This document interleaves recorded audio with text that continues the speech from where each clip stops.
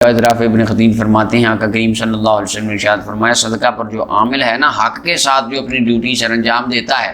یعنی جو صدقہ لینے کے لیے نکلا ہے حق کے ساتھ ثواب کی نیت سے خلوص دل کے ساتھ اللہ کی بارگاہ میں